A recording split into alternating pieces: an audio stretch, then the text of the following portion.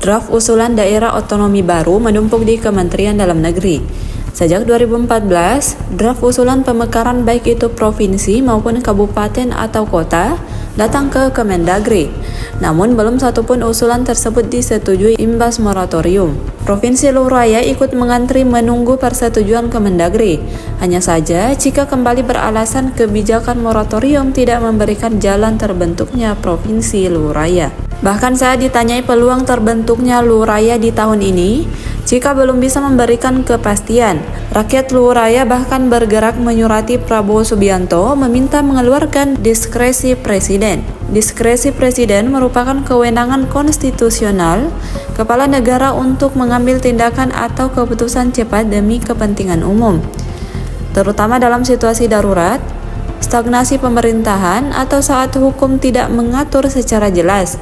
Menyikapi permintaan tersebut, jika kembali lagi beralasan kebijakan moratorium, Datuk Luwu ke-40, Andi Maradang Makulau Opu Tobau ikut mendukung berdirinya Provinsi Luwu Raya.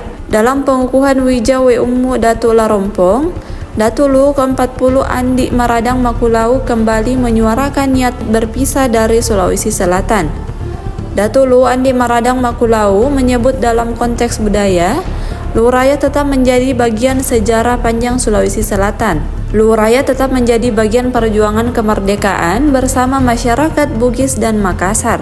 Dalam hal pembangunan dinilai jauh dari pemerataan di Sulsel, sehingga dengan hadirnya Provinsi Luwu Raya, Datuk Luwu Andi Maradang Makulau meyakini akan memberikan keadilan bagi Wijato Luwu. Kebijakannya masih berproses, ya kita tunggu saja karena kan memang ada mekanisme yang harus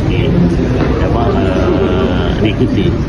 Masih ada kebijakan moratorium yang juga kita sedang jalani sekarang. Apakah kemungkinan tahun ini masih bisa ada kemungkinan untuk? Kita masih menunggu.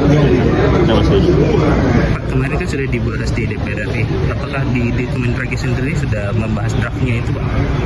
Ya, kita masih menunggu kebijakan.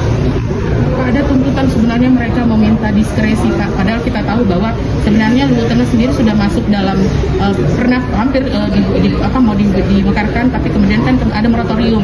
Tuntutannya mereka adalah pembentukan Luwu Tengah dulu, baru kemudian Luwu Raya.